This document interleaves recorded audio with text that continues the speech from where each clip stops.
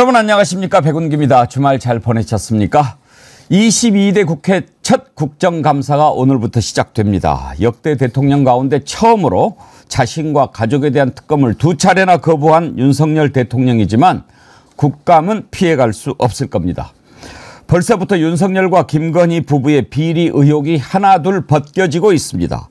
관저공사의 김건희 후원업체가 어떻게 선정됐는지 증인은 벌써 달아나고 없지만 증거는 차고 넘칩니다. 용산으로 대통령실을 옮기고 집들이를 하는데 그 행사 계약을 LH가 한 사실도 드러났습니다. 예산을 불법적으로 쓴 거지요. 여기에 느닷없는 독일 방문 취소, 독일이 양해를 했다고 주장했는데 위약금을 5억 8천만 원이나 물어야 할 처지라는 사실도 드러났습니다. 안 보고 안 들으면 다인 줄 알고 동남아로 떠났지만 이번 국감은 민주당 말대로 지구 끝까지라도 쫓아가서 책임을 묻고 끝장내는 국감이 될 수 있기를 바라봅니다. 김건희 특검법 재의결에서 나타난 4명의 양심, 틈은 이미 벌어졌습니다. 생방송 백운계 정치 1번지 출발합니다. 자, 월요일 아침 함께 하실 패널 김종대 의원님, 양지열 변호사님 나오셨습니다. 어서 오세요. 네, 안녕하세요. 김 의원님, 미국은 잘 다녀오셨어요? 아유, 뭐 동포들의 뜨거운 환대를 받았는데 정말 방송 앞으로 신경 써서 잘 만들어야 되겠더라고. 예. 다 보고 계시고 얼마나 그러죠? 열심히 응원하시는지. 예. 야, 저렇게 응원하는데 우리가 힘을 내지 않으면 앞으로 무슨 면목으로 뵙겠냐 이런 생각이 들 정도였어요.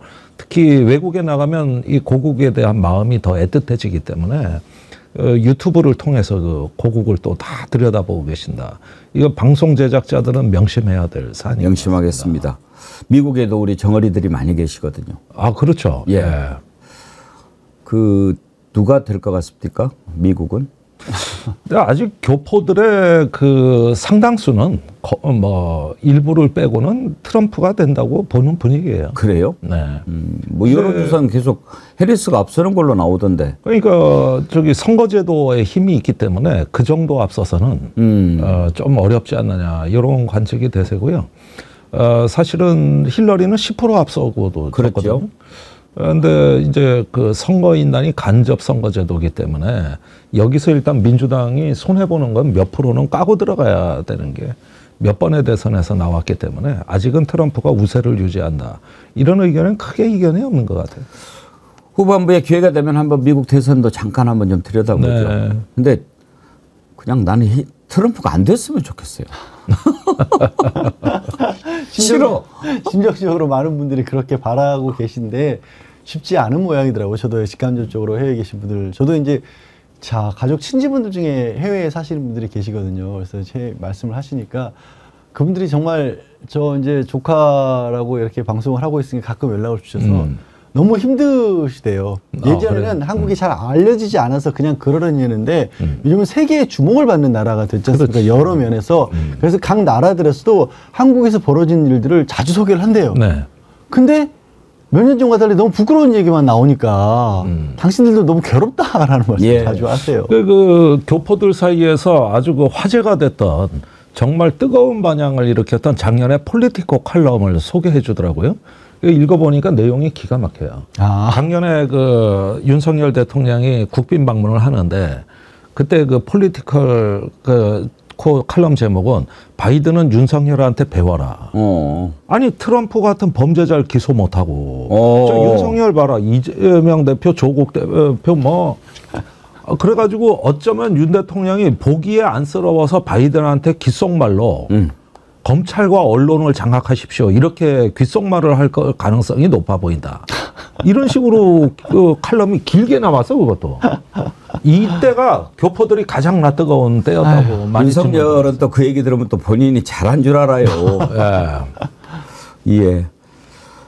벌써 이렇게 또 좋아요 꾹 2,730명 이렇게 해주시는데 역시 우리 참 정어리한 애청자님들 최고 감사합니다. 예. 오늘부터 국감 시작이 되는데 첫 번째 그 내용부터 다뤄보도록 하겠습니다.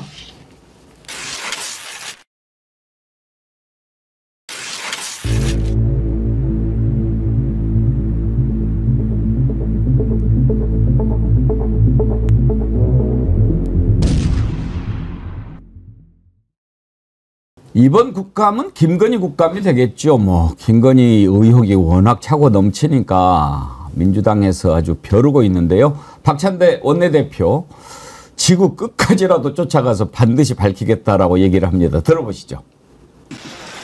네, 오늘부터 22대 국회의 첫 국정감사를 시작합니다. 이번 국정감사는 윤석열 정권의 총체적 무능과 국정 실패로 절체절명의 위기에 빠진 대한민국을 바로 세우는 국정감사가 될 것입니다. 더불어민주당은 이번 국정감사를 통해 윤석열 정권의 2년 6개월 그 오만과 독선의 폭주를 끝장내고 무너진 민주주의와 인권, 언론 자유를 되찾겠습니다.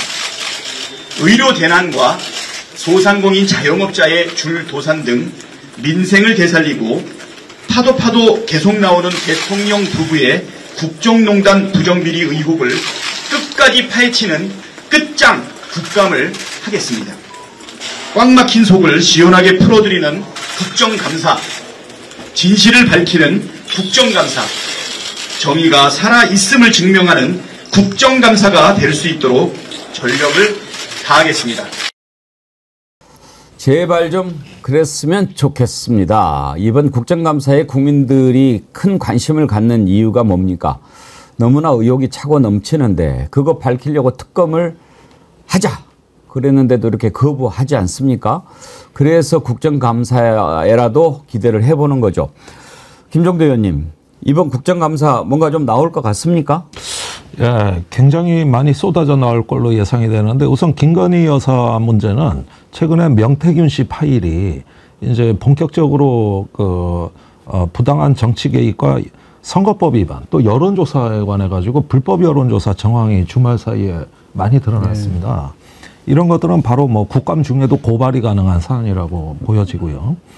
그 다음에 그 관저 이전과 관련해 가지고 여러 가지 그 드러나는 불법 수의 계약이라든가 뇌물 이런 우회적인 어떤 여러 가지 변태적인 그 관저 이전 공사 이런 부분들에 대해서는 여전히 또 해당 상임위가 벼르고 있는 상황이고 그 다음에 들리는 소문으로는 어쩌면 뭐 녹취록이 나올지 모르겠다는 관측까지도 나오고 있는데 이건 이제 김건희 여사와 관련된 녹취록이 통신비밀보호법 때문에 민주당이 그동안에 공개하지 못했던 부분들이 좀 있다 그러는데 국정감사라는 면책특권의 장에서는 가능할 것인가 이런 부분도 이제 관심 깊게 좀 보셔야 되겠고요. 그 다음에 제가 제일 기대하는 게 하나 있어요. 요 주말 사이에 아주 언론에는 많이 안 나갔지만은 대통령 용산이 발칵 뒤집어진 일이 있었습니다. 뭐죠? 그 폴란드에 우리가 무기를 팔았잖아요. 예. 그중에 FA50 경공격기라고 있어요. 예. 카이라노 회사에서 생산하는데 총 48개를 폴란드에 파는데 12대가 넘어갔습니다. 인도가 됐는데 그중에 5대가 그라운딩 그러니까 아예 뜨지 못하고 그 나머지도 항전 장비가 먹통이 돼가지고 아예 무기로서 쓸 수 없는 것으로 돼가지고 폴란드가 발칵 뒤집어져가지고 지금 우리 안보실에서 그 해당 카이 사장을 불러들여서 아주 뭐 세게 조졌다. 그런데 이걸로 끝나는 줄 알았는데 그게 끝난 게 아니라 주말에 초특급 태풍이 불어왔습니다. 이것보다 더 큰 거. 뭐예요? KF-21이라고 이것도 카이가 생산하는 우리 한국의 차세대 전투기 개발 중에 있는데 그 설계 자료가 몽땅 북한으로 넘어가고. 요것도 이건 독일 언론은 슈피겔지에서 먼저 터지면서 지금 뭔가 넘어간 걸로 확인이 돼가지고 거의 안보실이 초비상 상태인데. 그래요? 예, 제가 이 말씀을 드리는 이유는 뭐냐 하면은 원전 쪽으로 이게 불똥이 튈 가능성이 있습니다. 무슨 얘기냐? 우리가 이거 원래 소프트웨어의 저작권을 갖고 있는 락히드 마틴의 협조를 안 받은 상태에서 그 록히드 마틴의 협조를 받아야 우리 국산 전투기에 미국산 미사일을 다는 이 체계 통합이 가능한데 이 협조를 안 받은 상태에서 수출부터 하고 본 거거든요. 그러니까 가니까 미사일도 못 다는 비행기가 돼 있는데 미국이 협조를 안 해주는 거예요. 그러니까 원전으로 튄다는 건 웨스팅하우스가 우리가 체코에 원전을 계약한다는데 지금 협조를 안 해주고 본인들 원천 기술을 고집하고 있잖아요. 그것과 똑같은 사건인 거예요. 그러니까 이게 이제 미국이 협조 다 해준다는 기대하에서 일 저질렀다가 낭패를 보는, 그러면 이제 천문학적인 위약금을 물어야 됩니다. 이랬을 때 카이는 그냥 망해요. 거의 수십 년 내 망합니다. 그래서 이런 부분이 영업사원 1호의 프레임이 아작이 난다. 예. 영업사원 1호 프레임에 막 우겨 넣은 거 있잖아. 뭐 방산, 원전, 인프라, 이런 거 막 우겨 넣은 것들이 있잖아요. 이게 이제 탈이 날 가능성이 높다는 거. 이런 부분들도 좀 눈여겨보시오. 이건 이제 막 지금 나오는 거기 때문에 매우 시끄러울 것으로 예상이 돼요. 영업사원 1호는 무슨 뭐 지난번에 독일 간다고 그랬다가 나흘 전에 느닷없이 순방 취소했잖아요. 네. 지금 독일에서 위약금을 5억 8천만 원 물라고 지금 그랬던데 그 내역을 한번 좀 보여주시겠어요? 어떻게 해서 5억 8천만 원이 나왔냐면 이제 대통령이 온다고 하니까 뭐 프레스센터도 준비를 해야 되고 현지 차량도 미리 계약을 해놓고 호텔방도 잡아놓고 그랬을 거 아닙니까? 그거 이렇게 합쳐보니까 6억 원이 다 되는 거예요. 이거를 이제 꼼짝없이 물어줄 판입니다. 아니, 저거 싸게 부른 거예요. 저거 줄 겁니까, 저거? 아니, 싸게 부른 것도 있고 생각해 볼 수 있는 내역, 우리가 해외 여행을 개인이 간다고 할지라도 그렇죠. 저기 딱 빠진 거 뭐 있죠? 항공 비행기는 어떻게 할 거예요? 항공요금도 빠져 있는 거고요. 현지에서 먹고 자는 거, 자는 건 들어가 있다고 치더라도 저기 국가 예산만 포함이 됐지만 항상 우리 대통령 가면 본인만 가는 게 아니라 이렇게 기업 총수들 이런 사람들까지도 뭐 그렇게 따라오게 만들잖아요. 그럼 거기서 빠져온 간접 비용은 안 들어가 있는 거지 않습니까? 그리고 무엇보다도 독일에서 양해를 했다는 말 자체가 국가 정상회담이 예정되어 있는 상황에서 나흘 닷새 앞두고 갑자기 취소를 한다는 게 있을 수 없는 일이에요. 최대 외교 참사입니다. 거기서부터 사실은 이미 대한민국이라는 나라는 상대할 나라가 아니다라고 지금 찍혀버리는 꼴을 만든 겁니다. 그리고 지금 뭐 예를 들어서 지금 말씀하신 것처럼 우리 정보 같은 것들이 북한 쪽으로 넘어간다 이런 일들이 정말 창피한 게 제일 강조한 게 안보인 거고 지난 며칠 전에 국군의 날 그렇게까지 도대체 이게 대한민국이 거꾸로 가나 전두환 때랑 마찬가지로 2년 연속 왜 시가행진 같은 걸 하지 하면서 강조했던 게 안보인데 내실은 다 세고 있었던 거잖아요. 다 세고 있었어요. 아무것도 안 되고 있는 와중에서 자랑만 하고 있는 거예요. 아니, 정보사 블랙요원 명단까지 세는 나라입니다, 이 나라가. 정보사 블랙요원 명단 셌죠. 군인들은 저 암구 가지고 지금 사채 끌어다 썼다는 얘기 나오죠. 정보사와 관련돼서 보안사령관하고 그 위에 저기 사령관하고 둘이 서로 고소고발하고 있는 그런 일이 벌어진 상황이에요. 이게 어디가 안보를 강조하는 나라예요. 지금 이게 어이가 없어서 웃는 거지 불안할 지경이에요. 요즘에 뉴스 보면. 그때 가기로 했던 나라가 독일, 덴마크 네. 이렇게 됐는데 나흘 전에 갑자기 취소를 했어요. 근데 그때 취소했을 때 이유가 뭔지 혹시 기억나십니까? 기억납니다. 예, 사실상의 이유는 그때도 김건희 여사 문제가 불거졌기 때문에. 그러니까 이제 이유는 그건데 우리는 다 아는데 네. 그때 대통령실 공식 입장이 뭐였냐면 제가 궁금해서 다시 찾아봤어요. 여러 요인을 검토했다. 이게 전부예요. 아니, 뭐, 그 다음에 뭐 민생 얘기도 좀 하고 그랬어요. 그 뒤에.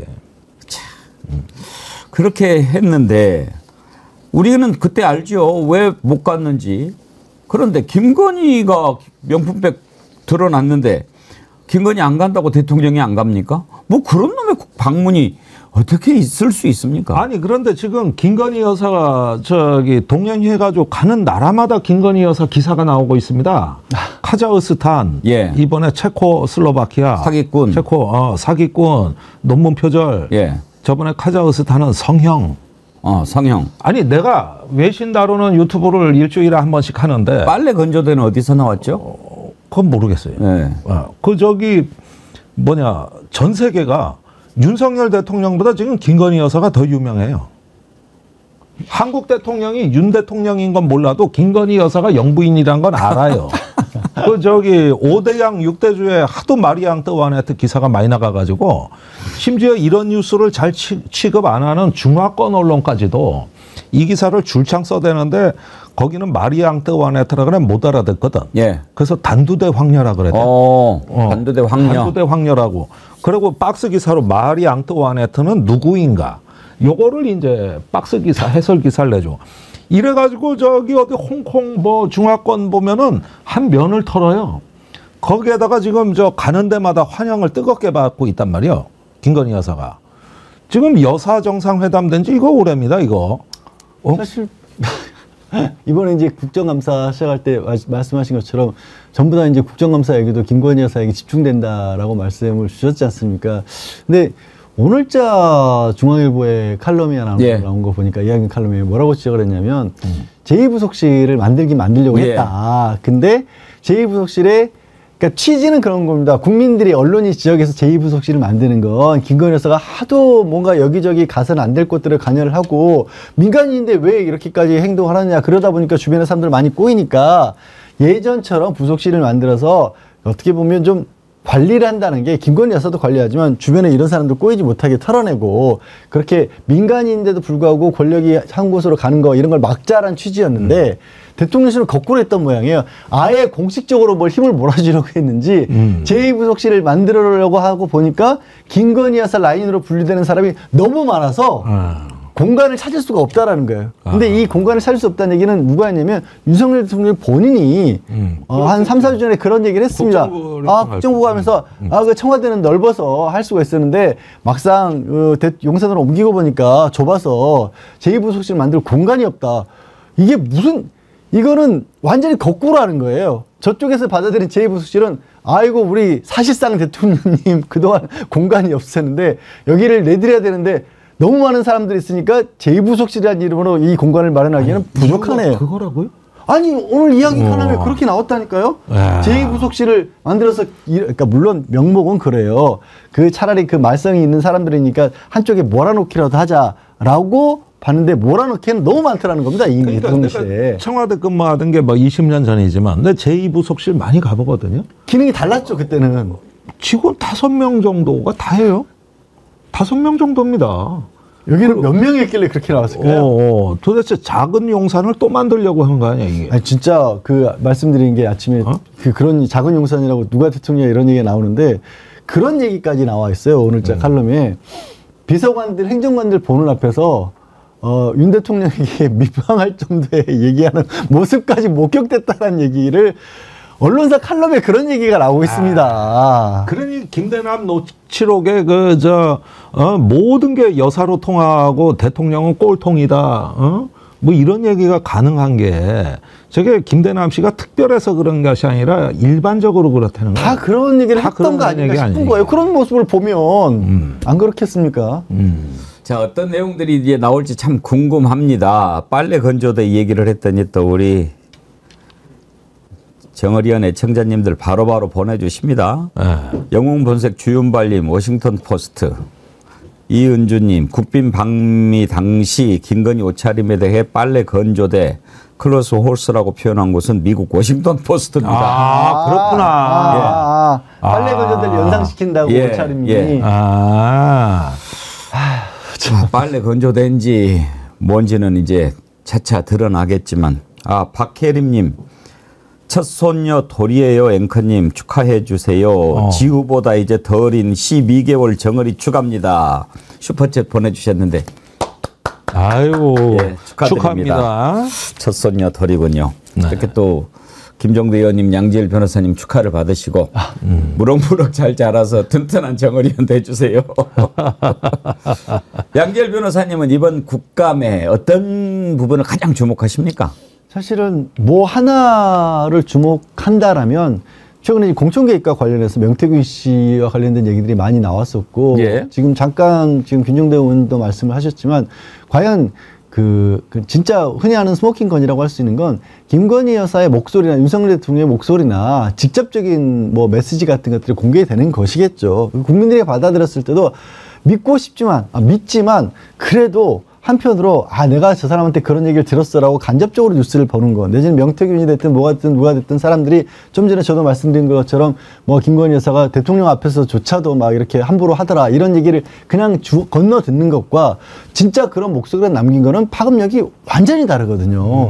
그러면 그때부터는 막을래야 막을 수조차가 없을 텐데 저는 이 시점에서 답답한 건 그거예요. 아까 이제 말씀하신 통신비밀법 보호법 얘기가 나온 게 왜 그러냐면 만약에 김건희와 명태균 두 사람이 얘기를 하고 있는데 그 얘기를 누군가 다른 사람이 그걸 녹취를 했다라면 이건 도청이 되는 거니까 그래서 도청으로 처벌받을 각오를 하지 않는 한 나오기가 어렵다. 그리고 왜 이게 좀 그럴듯하게 보이냐면 자꾸 지난주에 보면 그 국민의힘 쪽 관련 인사들이 그런 식 얘기를 해요. 그 나오면 처벌한다. 나오면 처벌한다. 국회의원은 뭐 좀 면책특권이 있을지 몰라도 녹취한 사람은 통신비법 위반이다. 이런 얘기를 하는데 저는 이 상황이 너무 답답한 게 그렇게까지 그 심각한 정도의 사안이고 사람들이 다 그게 있는 걸 기대할 정도 사안이고 간접 증거들도 많이 나왔으면 사실은 이미 압수수색을 해야 되는 거예요. 검찰이 공권력을 가지고 압수수색을 해서 국민들이 봤었을 때 심각한 정도의 국정농단이 있었고 공천 개입이라고 공직선거법 위반이란 범죄 혐의가 제시가 되고 있는데 이거를 개인이 자기가 처벌받을 각오라고 국회에 나와야 되냐? 이게 무슨 말이에요. 이 정도면 이미 공수처가 됐든 검찰이 됐든 압수수색을 해서 증거를 내밀어야죠. 국민들에게. 근데도 불구하고 이런 얘기를 여기서 하고 있는 거예요. 이게 지금 얼마나 잘못된 나라예요. 이게. 그러니까 사실은 압수수색을 명태균 씨 같은 경우는 받았지 않습니까? 예. 그런데 어제 이제 회계 책임자 강모 씨도 입을 열기 시작을 했습니다마는 이미 제가 보기에는 국정을 농단한 사람들이 지금 모든 언론을 줄 세워가지고 더 큰 소리를 치고 있는 형국까지 갔습니다. 이게 저기 명태균 씨 같은 경우는 이제 하루 종일 언론 인터뷰하라는 것 같아요. 하루 종일. 모든 언론이 그 멘트 따라가고 있는 상황이고. 거기에다가 김대남 씨 같은 경우도 입장을 냈지만은 지금 어떻게 보면은 용산에서 이종호, 김대남, 명태남에 대해 입도 뻥긋 못합니다. 이 사람들은 아주 윤석열 대통령 부부를 사칭을 하고 다녔고 더 나가서는 그 부부를 파멸로도 몰아갈 수 있는 간신들 중에 간신들인데 이거에 대해서 왜 저렇게 입도 뻥긋 못하냐. 이게 제일 수상한 대목이거든요. 오히려 더 당당해요. 뭐 녹취록이 까지면. 그리고 국민의힘은 이미 이종호 씨 측하고 한 원팀이 돼가지고 기자회견장도 빌려주고 있고 이런 상황까지 되는 거 보면은 그 전에 뭐 천공 문제라든가 터졌을 때도 한마디도 못하더만 이게 일반적인 상식의 눈으로 봤으면 이게 용산이 얼마나 약점이 많이 잡혀 있으면 저렇게 조치를 못할까? 그리고 수사기관은 손을 놓고 있을까? 뭐 이런 부분들이 점점 더 이제 의혹만 커지는 거예요, 이게. 방금 속보가 떴는데 김대남이 SGI 서울보증 상근감사위원 자리에서 사퇴했다. 속보가 떴네요. 우리 김정두 의원님 타율이 좀 떨어지는데. 네, 그럼 사퇴 안 할 거라고 봤어요. 칼럼에서 사퇴 안 할 거라고 썼죠. 사퇴 안 할 거라고 썼죠. 네. 타율이 좀 떨어졌습니다. 아니 그러니까 그때는 대통령실 용산만 바라보고 자긴 자리에 눌러 앉아 있을 거라는 얘기했는데 변수가 생긴 건 한동훈 대표가 그렇죠. 저격이 시작된 거예요. 예. 그러니까 상대가 바뀐 겁니다. 이러면서 이제 판이 조금씩 달라지기 시작했고 김대남 씨가 이제 윤한 갈등을 촉진하는 촉매제 역할을 공교롭게 해버리게 됐어요.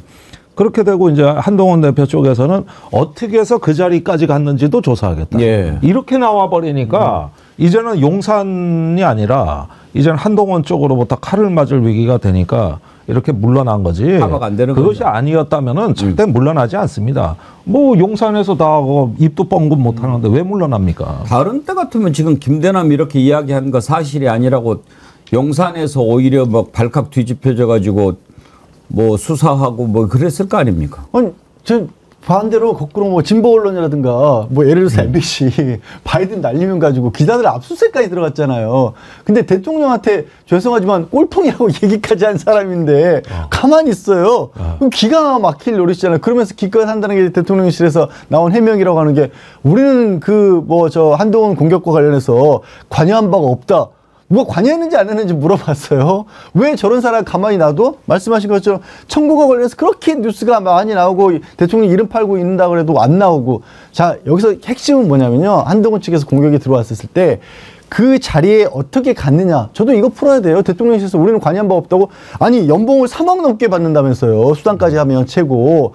한 달에 쓸 수 있는 카드만 470만 원이랍니다. 다른 보통 사람들 한 달 월급도 470만 원 못 받아요. 거기 승용차 나오지 뭐 비서도 있지. 그것도 임기도 대통령 임기하고 똑같이 보장이 된다고 본인이 자랑했잖아요. 망고땡이라고 그랬어요. 예, 그 자리를 어떻게 가요? 아무나 갑니까? 아니 그러니까 거기서 시작해야 돼. 거기서. 자, 천공이 국정 개입하는 발언을 그렇게 해도 천공은 못 건드리지만은 대신 고발당한 건 저 아닙니까?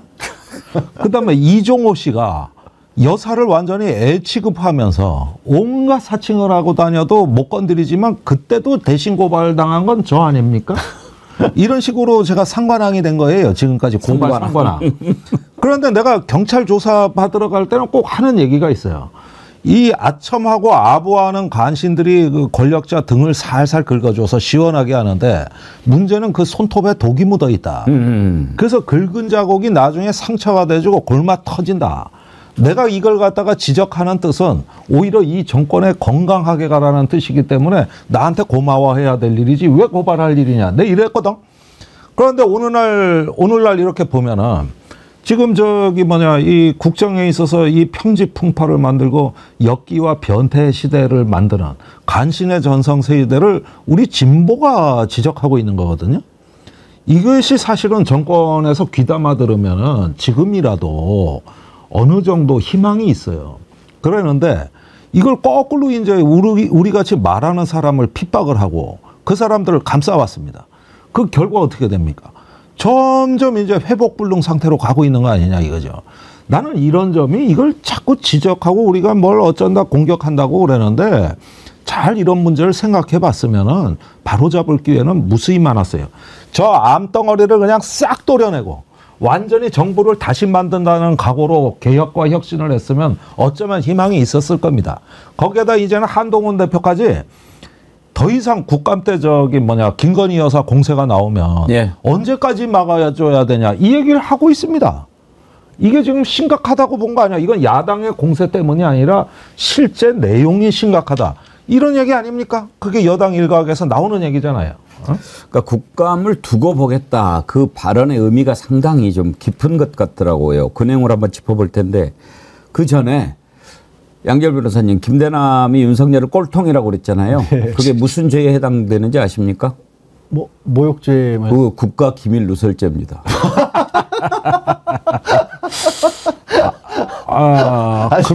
근데 죄송하지만 이의를 제기하고 싶습니다. 그게 국가 기밀이었나요?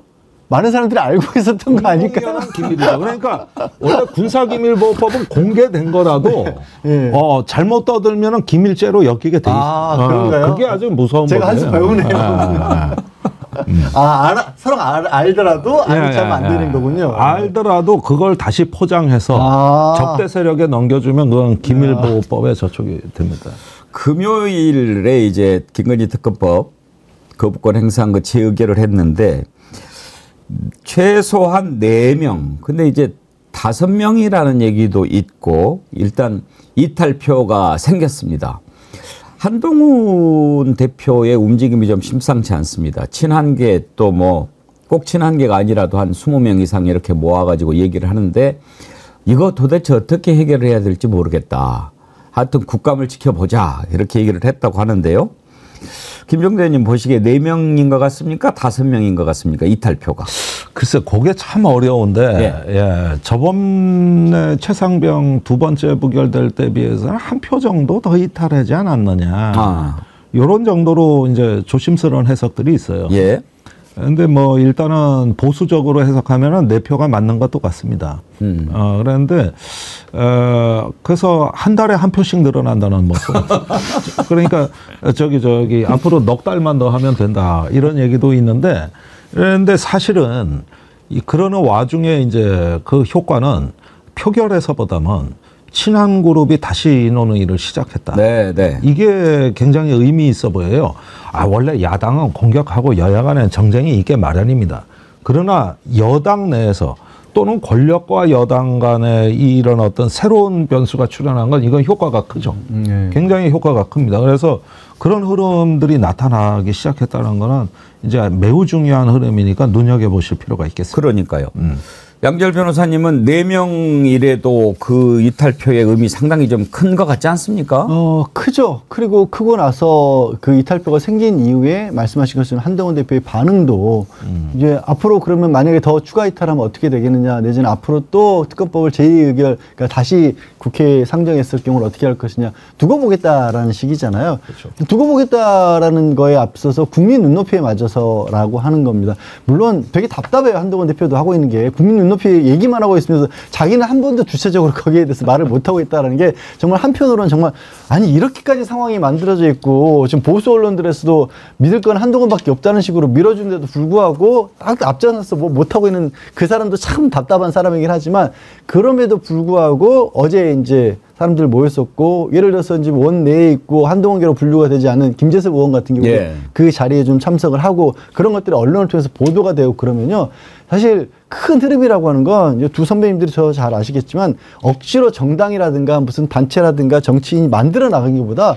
이게 물살이 생겨버리는 거거든요. 그 물살 앞에서는 국회의원은 300명 아니라 3,000명이 모였어도 다 꺾이는 겁니다. 근데 그 물살을 타기 시작한 걸로 보여요. 그래서 이번 국정감사에서 저는 최소한 2-3표는 더 나올 수도 있지 않을까. 뭐가 터져 나오느냐에 따라서 예고되어 있는 거거든요. 아까 말씀하신 그 명태균 씨의 비서관이라고 하는 강모 씨 같은 경우도 국정감사 출석할 의사가 있다고 했고 나올 것 같고 녹취록이 안 나오더라도 새로운 얘기 나올 수밖에 없을 거예요. 그리고 그걸 보는 국민들이 국정감사니까 생길 수밖에 없고 요즘 그 보수 언론 쪽의 분들 만나면요.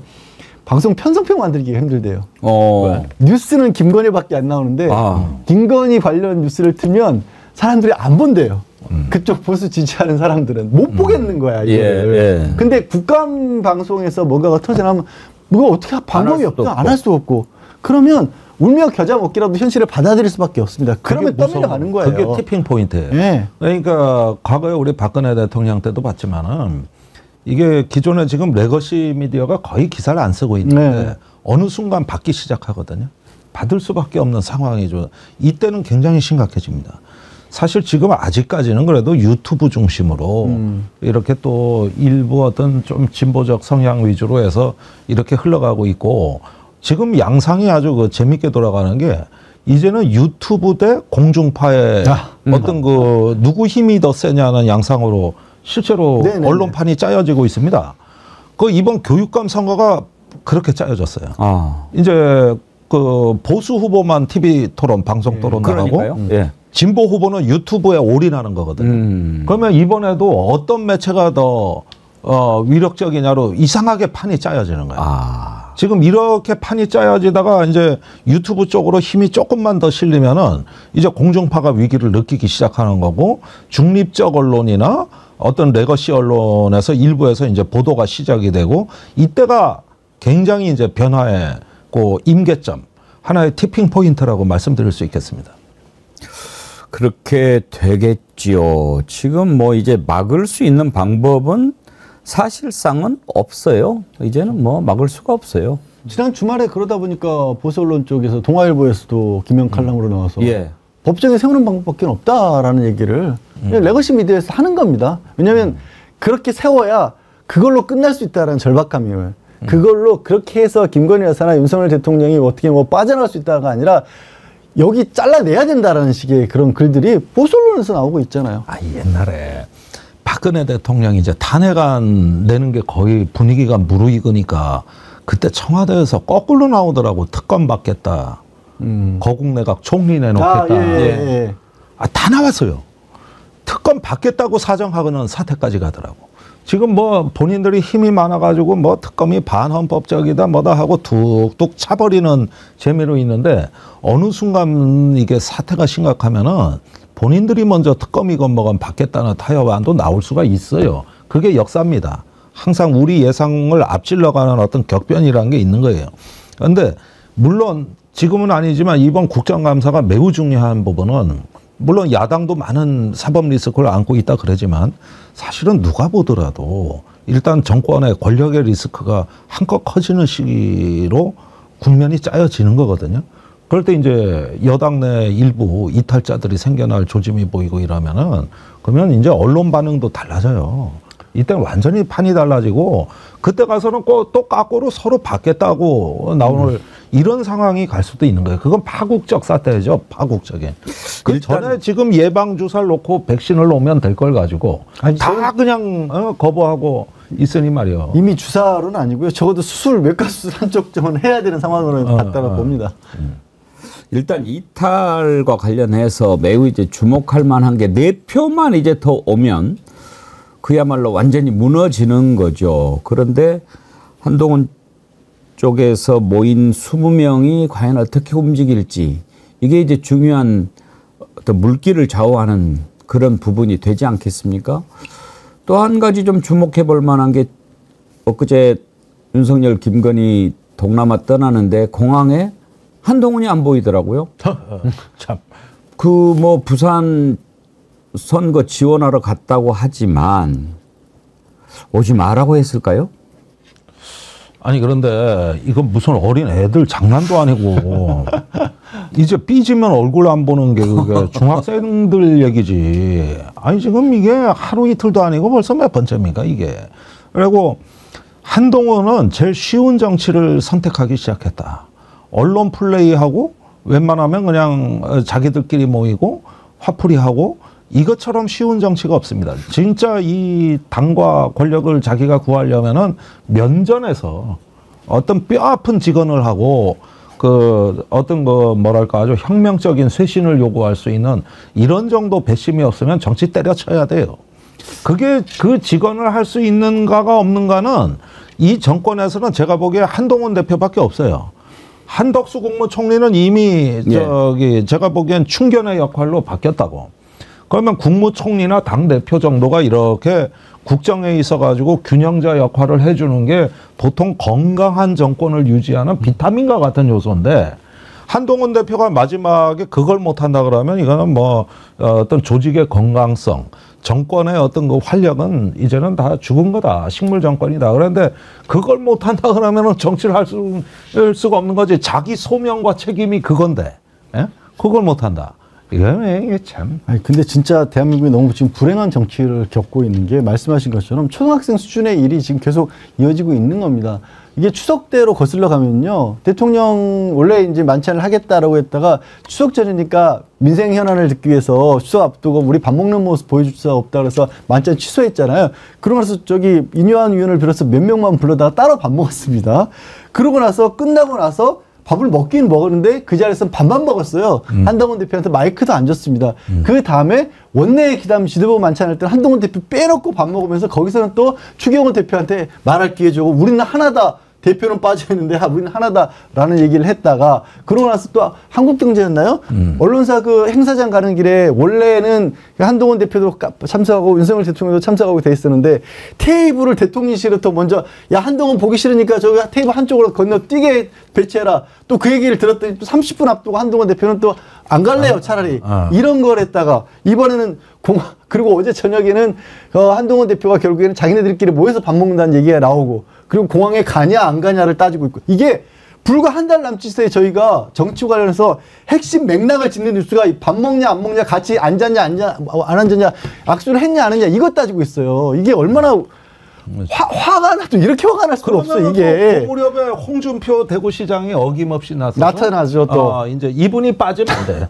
그래가지고 또 한동훈 대표 저격하고. 흥술합숙하고. 예, 이 패턴이 계속 반복이 되는 거죠. 그러니까 지금 한동훈 대표에 대한 공격이 그 홍준표 시장 얘기를 들어보니까 개파 만들지 마라 이거거든요. 네.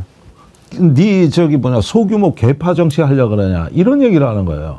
그러니까 이제 밥 먹는 것만 갖고도 싸워. 그렇게 되고 그게 다 개파고 분열이라는 거예요 이제는. 그러니까 이게 뭐 그래도 어쩔 수 없이 한동훈의 역할이 필요할 부분이 있는데 그 역할을 언론들이 바라보거나 아니면 보수 지지자들이 바라보는 만큼도 못 해주고 있는 거고 하지만 그래서 그 분열은 극복이 안 될 거예요. 그렇다고 해서 이 사람들이 화합할 사람들은 아니기 때문에 아무것도 못한 상태에서 그냥 무너져 내리는 일만 남은 상황이죠. 그리고 그 무너져 내리는 일을 지금 자초하고 있다는 말씀을 드린 겁니다. 그러니까 이런 양상이 이제 뭐냐면은 과거 박근혜 대통령 때와 달리 그때는 이런 식의 분열은 아니었거든요. 근데 박근혜 대통령이 레프트 훅, 라이트 훅 맞고 코피를 쏟으면서 링 구석에 가서 뻗어버린 거예요. 그 사태였다면 지금은 피가 한 방울 한 방울 빠지는 이렇게 잽 있잖아요. 네. 잔매. 이걸 계속 맞는 식으로 이 정권은 가고 있어요. 근데 차라리 큰 주먹 2대 맞고 뻗으면 회복도 빠른데 분명히 15라운드까지 뛰었거든. 예. 그랬는데 문제는 뭐냐면은 이 잔매가 쌓여가지고 내상이 되면은 회복이 안 되죠. 이게 격투기 선수들 얘기 들어보니까 그게 더 오래 간다. 네. 그러면서 이렇게 시들어져가는 스타일이에요. 오늘날 이 나라의 권력자들이 어떤 분노와 미움의 대상이 된 지가 오래되다 보니까 요즘은 이제 조롱의 웃음거리의 대상이 돼가고 있다. 뭐 초등학생 하는 짓이냐 뭐냐 이게 보수 언론이 쓰는 거예요. 그러니까 그 마키아벨리 군주론에 나오지 않습니까? 두려움의 대상이 될지언정 절대 권력자는 조롱의 대상은 되지 마라. 그게 제일 위험하다 그랬거든요. 이런 건 이미지가 한번 실패하면 회복이 안 돼요. 그렇죠. 이게 지금 그런데 이렇게 해가지고 유튜버에 뉴스거리 내주는 정권. 그렇게 하면 또 우리는 쇼츠 영상 편집하면 한 몇십만 또 오르고 말이야. 이렇게 되는 조롱의 판으로 자기들이 짰다는 거는 이건 심각한 거지. 그러니까 가랑비에 옷 젖는 거고 그렇게 잔매에 이제 골병 드는 거 아닙니까? 그래서 영어로도 펀치 드렁크라고 그래요. 네. 펀치 드렁크. 취한 거 아주 얻어맞아가지고 이제 그렇게 해서 좀 불행한 말년을 보낸 복서들도 많이 있지요. 네, 대부분 병에 걸리고 많이 고생하시죠. 그런데 이제 이렇게 계속 버틴다고 될 문제가 아닌데 오늘 이것도 한번 좀 짚어봐요. 한동훈이 공격 사주를 이제 김대남이 이야기를 해가지고 완전히 뚜껑이 열려서 지금 이렇게 이제 공격을 하지 않습니까? 그걸 두고 야 네가 나서가지고 그렇게 하면은 어떻게 해 하고 홍준표, 나경원이 공격을 오히려 해요. 이거는 한동훈이 그럼 잘못하고 있다고 지금 보는 거 아닙니까? 이 사람들의 의도는 어떻게 보십니까? 의도라고 일단 한동훈이라는 캐릭터를 비춰보면 계속 말씀드리는 것처럼 그 나설 수 있는 환경도 있었고 나서기를 주변에서 부추기기도 하고 그래서 또 국민의힘 내에서 대표로도 만들어졌는데 그 이후 지금 2달 가까이 되도록 오롯이 대표로서의 모습 내지는 적어도 이 대통령실과 좀 각을 이뤄가면서 문제를 풀어나가는 모습 전혀 보이지 못해주고 있거든요. 그래서 저도 이번에도 그렇게 공격적인 걸로 나섰다라고 해석하지는 않습니다. 저는 어떻게 보냐면 한동훈이라는 인물이 그동안 이런 어떨 때 발끈하냐면 자기에 대해서 법적으로 위기를 만들었을 때 예를 들어서 뭐 예전에 검사실에 좌천이 됐다거나 아니면 누가 자기에 대해서 뭐 사법적으로 문제가 있다고 거론하거나 아니 이런 불리한 어떤 것이 오면 그때 발끈하는 거예요. 이것도 그렇죠. 고발사주, 공격사주 같은 부분도 이게 어떻게까지 얘기를 하냐면 김대나라는 사람이 이건 뭐 횡령이다 이런 식의 얘기를 했거든요. 거기서 발끈한 거예요, 사실은. 근데 그 발끈한 게 정치적으로 어떤 함의를 가지고 있는지까지 모르고 발끈해버린 겁니다. 만약에 한동훈이라는 사람이 정치를 알고 검찰의 어떤 모습을 벗고 대표로서 내지 여의도 정치인으로서 나섰다면 이런 정도의 상황이 밖으로까지 터져나간 것을 수습하기 위해서라도 이걸 카드로 해서 대통령실과 협상을 해야겠죠. 그건 안 하고 그냥 겉으로 먼저 크게 나와버렸고 그렇지. 그 주변에서도 또 답답하니까 그 주변에서 한동훈 대표가 안 움직이니까 오히려 주변의 최고위원이나 이런 사람들은 그런 식으로라도 치고 나가려고 나선 겁니다. 근데 이렇게 치고 나니까 막상 저쪽에서도 정치적으로 받는 거죠. 정치적으로 반응을 하니까 나경원이 됐든 홍준표 시장이 됐든 여기에서도 정치적으로 저 사람은 왜 지금 이 상황에서 이 보수 전체로 봤을 때는 균열을 또 불러오냐 이런 식의 반응이 나는 거죠. 근데 그걸 밖에서 그렇죠. 국민 입장에서는 뭐야 이것들은 지라는 모습이 나오고. 아니 그러니까 이 부분에서도 한동훈 대표는 명태균 대표에 대해서 지금 일체 발언이 없어요. 명태균 씨는 윤핵관을 공격했다고. 예. 그러니까 꽃놀이패죠. 말 안 하죠. 본인이 나설 필요가 없는 문제 아닙니까? 이거는 그냥 보고 즐기면 그만이에요. 그런데 김대남 씨는 자기를 공격했다. 예. 그리고 여사 쪽을 이렇게 연결을 해가지고 자기를 공격한다. 이래 되니까 요거는 성격이 다르죠. 요거는 자신의 정치적 또는 법적인 약점을 파고들었구나. 이렇게 인식이 되니까. 그러니까 발끈한 거예요. 이거는 발끈하고 뿐더러 여차하면 대응을 하자. 이렇게 되는 거란 말입니다. 그런데 이런 식으로 흘러가니까 친한 게 이제 윤핵관들이 또 발끈하고 나섰다 그랬는데 이건 정말 잘못된 겁니다. 사실은 용산이 먼저 화를 냈었어야 되는 거예요. 김대남이라는 소인배가 말이야. 여기 조금 우리가 자리 하나 주고 했더니 여기에서 정보 빼내가지고 여당 대표나 공격하고 이것 말이지 대통령실이 여태까지 오냐 해가지고 키워졌더니 이거 배신하고 말이지 저런 자는 당에서 징계를 조사를 하건 마음껏 하시라고 오히려 거꾸로 나가도 시원찮을 판이야. 용산 입장에서는 그 사람 비서관 대행까지 시켜줘 서울보증보험 감사까지 시켜줘 다 해줬습니다. 그래가지고 저기 뭐냐 김건희 여사가 또 이뻐해 줬을 거고. 아니 여기까지 해줬더니 그래 돌아서 가지고 뭐 나를 꼴통?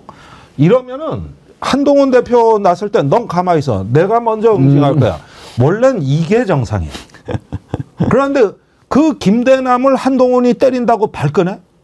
그러면 도대체가 이건 뭡니까? 메조키스트입니까? 세디스트요? 메조키스트요?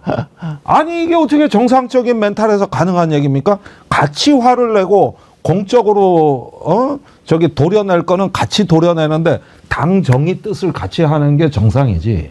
이럴 때 왜 김대남을 저기 뭐야 윤핵관들이 비호하고 나서냐고. 정말 이상한 일 아니에요?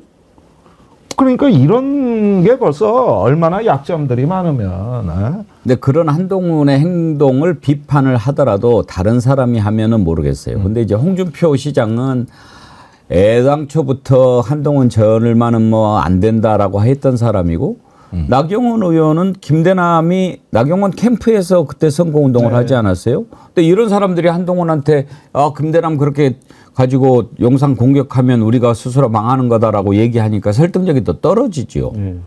많이 떨어질 수밖에 없죠. 그리고 제가 지적을 하신 것처럼 그 사람이 그러면 왜 그랬냐라는 거슬러 가면 결국 그 윤석열 대통령이 나경원을 밀었다라는 건 또 공공연한 비밀이지 않습니까? 이것도. 그러니까 나경원 밀었어요. 원희룡 민 거 아니었어요? 원희룡 나경원 이쪽으로 차라리 원희룡이나 나경원. 원희룡은 원희룡을 밀었다고 원희룡이 더 적극적으로 나섰고 호응을 해주는 그런 상황이었죠. 둘 중에 한 사람을 좀 확실하게 정해서 밀지. 이것도 아니고 저것도 아니고 하니까. 근데 이것도 아니고 저것도 아니고 할 수밖에 없었던 게 민다고 밀려지는 상황도 아니었으니까 대통령실도. 근데 그러고 생각해보면 진짜 이상해요. 이상해요. 왜 이렇게 정세 파악들을 하나도 못하는지 모르겠어요. 그냥 아무 생각들이 없어요. 골목대장 싸움만 하려고 그러지 큰 대로로 못 나오는 도량들입니다. 그런데 사실 지금 나올 이제 또 다른 이제 드디어 김대남 씨에 대한 이제 본질적 기사들이 터질 준비를 하고 있는데 그 김대남 씨가 총선 끝난 후에 공천에서 탈락하고 민주당 쪽에도 줄을 댔어요. 그래서 현역 의원하고 실제 통화를 합니다. 예. 그래서 일종의 거래 시도를 한 거죠. 민주당으로 나 나가면 어때? 그러니까 이번에 명태균 씨의 칠불사 회동하고 똑같은 일이 벌어졌어. 예. 그런데 이 부분에 대한 기사 준비가 거의 끝난 것 같아요. 그러니까 그 민주당에서도 이 김대남 씨를 아주 모르는 사람은 아닐 것이다. 물론 뭐 성의 없이 받고 이례적인 뭐 정치 브로커겠지 이렇게 할 수도 있겠지만은 그래도 대통령실에 요직을 거친 인물인데 그렇게 무시했을까? 그래서 이런 부분들도 지금 다 기사로 준비가 돼 있단 말이죠. 김대남 민주당에 줄댔다. 네. 그런데 안 받아준 거예요, 민주당에서. 여기서 안 받아준 거예요. 여기서 한 가지 이제 뭐 공통적이라기보다 본질 같은 것들이 좀 드러나는 부분이 있는데 사실 지금의 대통령실 윤석열 정권의 어떻게 보면 그런 어떤 정체성이라고 할까? 이 부분은 정치의 정체성을 가지고 출발하지 않았잖아요. 애초부터. 검찰이었고 자신의 권력욕에 거기에 이익이 결부돼서 시작한 집단이었고 그게 또 불행하게도 그걸 간판으로 세워준 국민의힘 지금 과거에 이제 보수정당이 잘못을 한 거죠. 그렇게 해서 권력을 잡고 나서 보니까 이 사람의 특성상 이 권력을 잡았으면 그러면 원래 정치를 하던 쪽하고라도 손을 잡았어야 되는데 그것조차도 아니고 자기 입맛에 맞는 사람들 뭐 국민의힘이 됐든 민주당이 됐든 정치인들 못 믿어 이러다 보니까 그 공백을 메운 게 명태균이 됐든 아니면 김대남이 됐든 김대남도 그렇잖아요. 건설 사업하던 사람이잖아요. 그런 사람들이 대통령실에 쏙쏙 들어가 있고 그런 사람들이 모여 있었던 겁니다. 그러니까 어떻게 보면 정치를 정석으로 보는 입장에서 봤을 때는 이해할 수 없는 해괴한 일들이 처음부터 계속해서 이어졌던 상상을 초월한다니까. 그래서 그 이유가 제가 말씀드린 것처럼 정치 집단이 아니라 이익 집단이었던 거예요. 그 이익 집단이 윤석열이라는 간판을 세우고 거기에 들러붙어 버린 거죠. 이 윤석열이라는 사람이 캐릭터상 자기가 그렇게 권력을 잡았더라도 대선 후보 때 얘기를 했던 것처럼 그래도 동의하는 건 아니지만 전두환이라는 사람은 사람이라도 잘 썼지 않았냐. 나도 그렇게 하면 된다라고. 근데 그것조차 아니고 들러붙었던 사람이 누구예요? 지금 나오는 것처럼 김대남 명태균에 게다가 절반 이상은 사실은 김건희 라인, 여사님 라인이 있다 보니까 이 사람들의 하는 행동 패턴을 우리가 그 어떤 분 그나마 보수나 진보라든가 하더라도 보수든 진보든 정치 세력을 바라보는 눈으로 봐서는 이해가 안 되는 겁니다. 안 되는 건데 이게 옛날에 그 송나라에서 그 여진족 금나라의 나라를 팔아먹은 최경이라는 간신이 있어요. 완전히 이제 양다리 걸치기의 귀재입니다. 인간 살쾡이라 그래요. 그러는데 그 지금 김대남 씨의 행적을 보면은 어떤 좋은 자리 내지는 공천을 위해서는 뭐 저기 어떤 그 진영의 어떤 약점 내지는 정보 같은 거 얼마든지 거래할 수 있다는 의사가 나오고 있단 말이에요. 그게 이제 한동훈 저격으로 간 건데 이건 물증이 있는 사건입니다. 네. 그 저기 서울의 소리가 보도하고 그걸 가지고 원희룡이 한동훈을 쳤다. 아니 녹취록까지 하면은 일목요연하게 이건 증거가 있는 물증이 있는 공격 사주 사건이에요.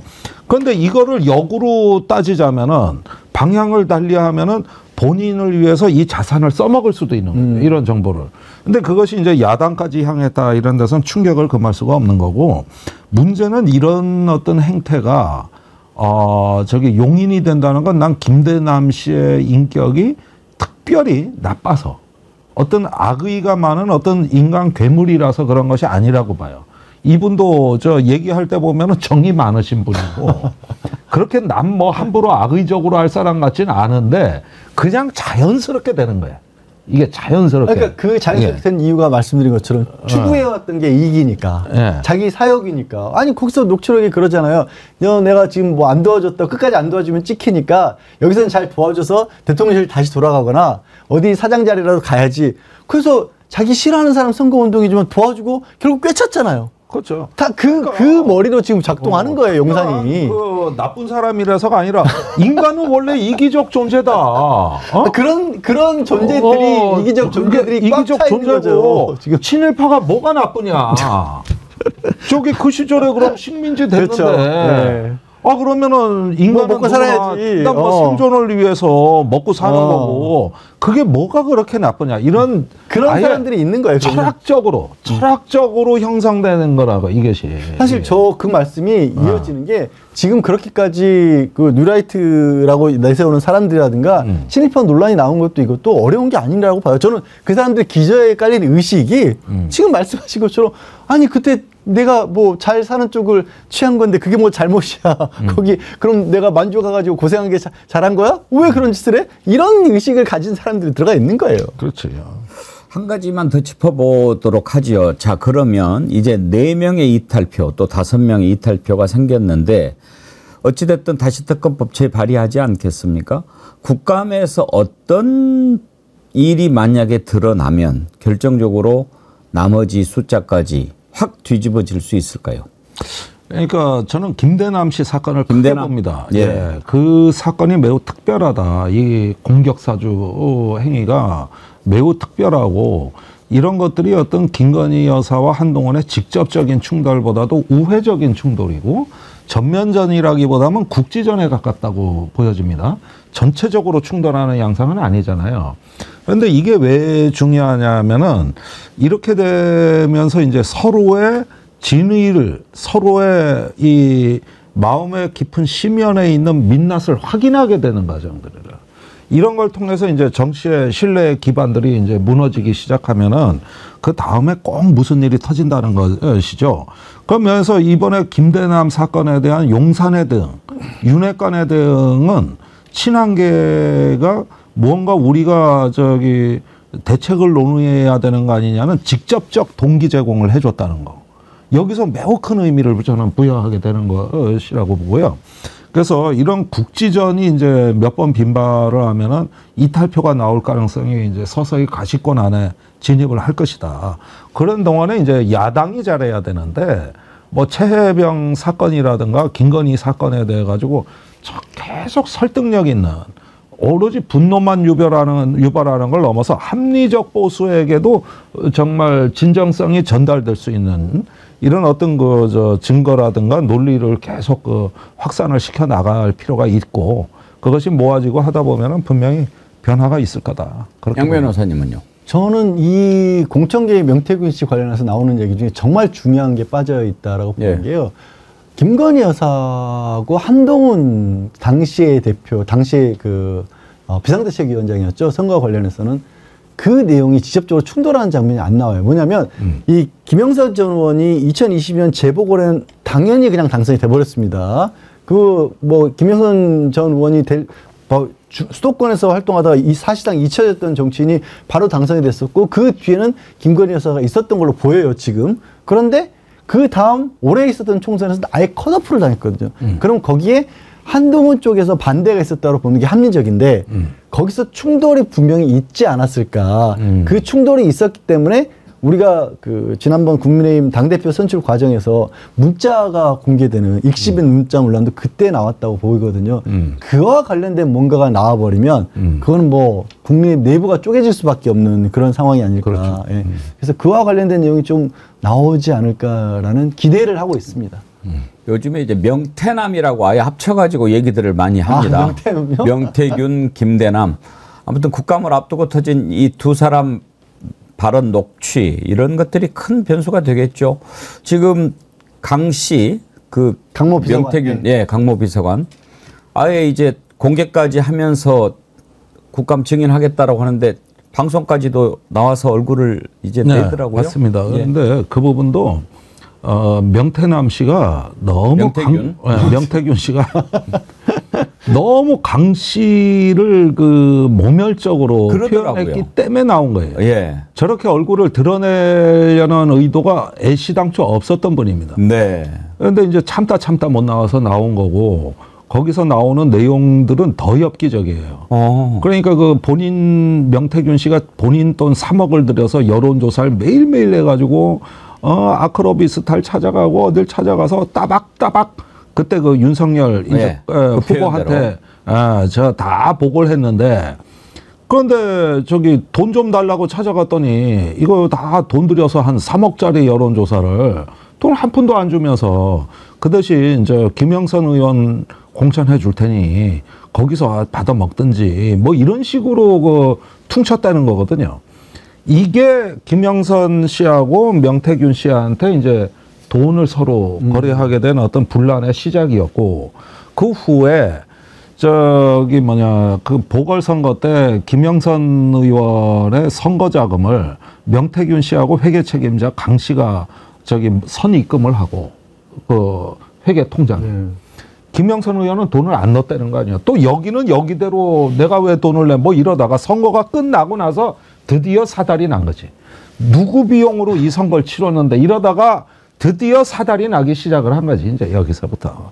그러니까 이게 다 거래였다는 거예요. 전체가 다. 거래고 이익 추구인 거고. 전체가 다 거래였다는 거예요. 그러니까 저는 창원의창에 참 유권자들께서 참 안 되셨다. 저런 사람들한테 국가가 위임한 공적 권력을 부여해 주셨으니 지금 이 진실을 알면은 그때 표를 찍은 분들이 얼마나 속이 상하겠냐 이게. 아무튼 이제 국감이 시작됐습니다. 김건희 국감이 될 겁니다. 그리고 진실이 밝혀지는 시간이 될 겁니다. 한번 기대를 갖고 제가 항상 10월의 기적 얘기하지 않습니까? 이제 기적은 시작이 될 겁니다. 오늘 1부는 여기까지 하도록 하겠습니다. 아까 박혜림님께서 최연소 정어리 손녀 돌 얘기를 해주셨는데 김지훈님께서 박혜림님 손녀 돌 축하드립니다 하면서 또 슈퍼챗 보내주셨네요. 아름답습니다. 감사합니다. 쑥이님 김종대 교수님 완전 팬입니다 하면서 슈퍼챗 보내주셨네요. 아유, 감사합니다. 감사합니다. 예. 보세영님 TV님께서도 슈퍼챗 보내시면서 두 분 패널 분들 앞에 있는 귤 드셔보세요. 목마르시겠어요. 예. 드셔보세요. 이게 극조생 귤이거든요. 네. 귤을 저도 이번에 이제 공부하면서 알게 됐는데 극조생, 조생, 만생 그러더라고요. 그래요? 그러니까 이제 만생은 좀 늦게. 이거 이제 아주 맨 먼저 수확한 귤인데 맨 처음이다 보니까 색깔이 약간 녹색이 좀 들어있어요. 노란색, 녹색. 예. 근데 극조생은 대체로 신데 제가 이거 먹어보니까 단맛이 아주 좋아요. 괜찮죠? 아니 그러니까 그냥 달면은 모르겠는데 요게 어떤 그 봄날의 새싹 같은 상큼한 느낌을 주는 게 극조생이란 게 그 느낌을 말하는 것 같아요. 표현 좋아요. 그런 면에서 아주 달다기보다는 상큼하다. 예. 예, 이런 새 맛이 면에서. 있죠. 네. 그래서 요거 하나 저기 집에서 식사하시고 예. 요 귤 하나 디저트로 드시면은 아주 좋고 또 에피타이저로 먼저 드셔도 좋을 것 같아요. 네, 입안을 이렇게 한번 확 헹궈주는 네. 느낌까지. 예. 순살 장어탕 드시고 그 다음에 극조생 감귤 드시면 될 것 같습니다. 예, 아주 귤이 싱싱해 보이는데요. 네, 여러분 극조생 감귤 이게 또 가격이 19,900원에 무료 배송 그게 5kg면은 또 역시 정어리몰이 준비를 잘한 것 같습니다. 예. 오늘 2부에서는 이제 또 김건희의 시간인데 우리가 김건희의 시간에 그야말로 가장 잊을 수 없는 분이 최재형 목사님 아닙니까? 최재형 목사님 만나보겠습니다. 지금 또 하시고 싶은 말도 많고 제가 또 듣고 싶은 얘기도 많아서 오늘 모셨습니다. 김종배 의원님, 양지열 변호사님 두 분 수고하셨습니다. 네, 감사합니다. 감사합니다.